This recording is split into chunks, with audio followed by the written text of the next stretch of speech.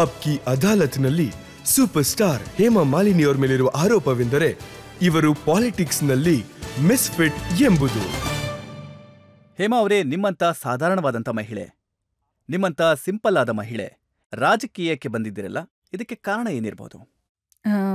ನಾನು ಆಸೆ ಪಡೋದು ನಾನು ಒಂದಷ್ಟು ಒಳ್ಳೆ ಕೆಲಸಗಳನ್ನ ಮಾಡಬೇಕು. ನಾನು ಇಲ್ಲಿವರೆಗೂ ಬಂದಿದ್ದೀನಿ ಅಂದರೆ I must do my best. ನಾವೆಲ್ಲರೂ ತುಂಬ ಸೀದಾ ಸಾಧುವಾಗಿದ್ದೀವಿ. ಅದೇ ಥರ ನಮ್ಮ ಕೆಲಸನೂ ಕೂಡ ಇರತ್ತೆ ಅಂತ ಆಸೆ ಪಡ್ತೀನಿ. ಮತ್ತೆ ಬಹುಶಃ ಯಾರು ಸೀದಾ ಸಾದಾ ಇಲ್ವೋ ಅವರು ನಮ್ಮಿಂದಾಗಿ ಸೀದಾ ಸಾದಾ ಆಗ್ಬೋದಲ್ಲ. ಅಥವಾ ಇದು ಎಕ್ಸ್ಪೆಕ್ಟೆಡ್ ಇಲ್ವಾ ರಾಜನೀತಿಲಿ?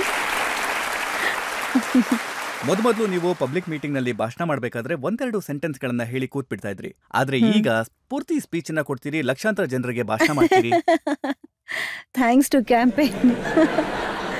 ಅಲ್ಲಿ ನಾನು ಕಲ್ತ್ಕೊಂಡಿದ್ದು ಹೇಗ್ ಮಾತಾಡ್ಬೇಕು, ಎಷ್ಟು ಮಾತಾಡ್ಬೇಕು ಅಂತ. ಬಿಜೆಪಿ ಅವರು ನಿಮಗೆ ಎಷ್ಟು ಕ್ಯಾಂಪೇನ್ ಮಾಡಿಸಿದ್ದಾರೆ ಅಂತಂದ್ರೆ ನಿಮ್ಗೆ ಈಗ ಅಭ್ಯಾಸ. ಕ್ಯಾಂಪೇನ್ ಮಾಡ್ತಾ ಮಾಡ್ತಾ ನಾವು ಈ ಹಿಂದೂಸ್ತಾನಿನ ಮೂಲೆ ಮೂಲೆಗೂ ಹೋಗ್ಬೇಕಾಗತ್ತೆ.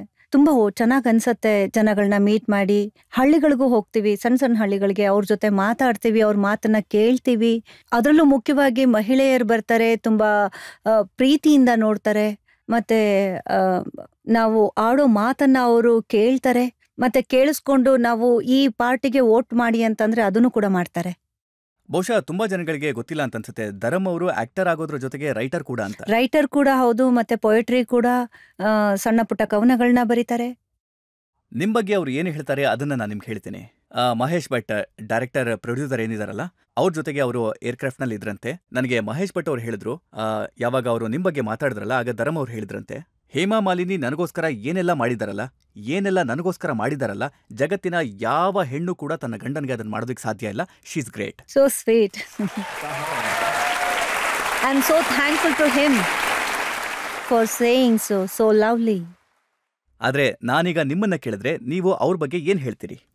ನಿಮ್ಗೆ ಸಪರೇಟ್ ಆಗಿ ಹೇಳ್ತೀನಿ. ಮೇಡಮ್ ಅವರೇ, ಈಗ ಬಾಗ್ಬಾನ್ ಅಂತ ಸಿನಿಮಾನ ನೀವು ಮತ್ತೆ ಮಾಡೋಂಥ ಅವಕಾಶ ಸಿಕ್ಕಿದ್ರೆ ಅದರಲ್ಲಿ ನಿಮ್ಗೆ ಜೋಡಿಯಾಗಿ ಒಂದ್ ಕಡೆ ಅಮಿತಾಬ್ ಅವ್ರು ಇದ್ರೆ, ಇನ್ನೊಂದ್ ಕಡೆ ಧರ್ಮೇಂದ್ರ ಅವ್ರು ಇರ್ತಾರೆ, ನೀವು ಯಾರನ್ನ ಚೂಸ್ ಮಾಡ್ತೀರಾ?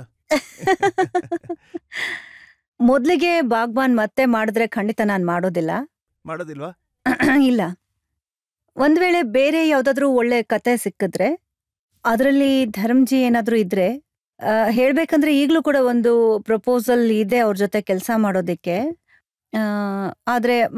ಆದ್ರೆ ಆ ಸ್ಕ್ರಿಪ್ಟ್ ಅವ್ರಿಗೆ ಅಷ್ಟು ಇಷ್ಟ ಆಗ್ಲಿಲ್ಲ. ಮತ್ತೆ ಅವ್ರು ಮಾಡಿದ್ರೆ ಖಂಡಿತ ಮಾಡ್ತೀನಿ ನಾನು ಅವ್ರ ಜೊತೆ. ಮತ್ತೆ ನಿಮ್ಗೂ ನೋಡೋದಕ್ಕೆ ಅವಕಾಶ ಸಿಗತ್ತೆ ಒಟ್ಟಿಗೆ. 24 ವರ್ಷಗಳ ಹಿಂದೆ ಧರಮ್ ಅವರ ಜೊತೆ ನೀವು ಸಿನಿಮಾ ಮಾಡಿದ್ರಿ. ಇಷ್ಟು ದೊಡ್ಡ ಜರ್ನಿ ನಿಮ್ಮಿಬ್ಬರದ್ದು.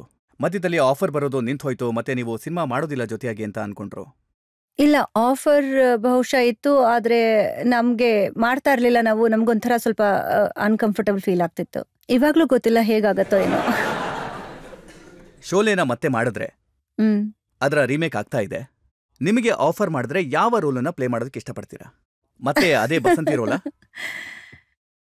ಅಜ್ಜಿ ರೋಲು.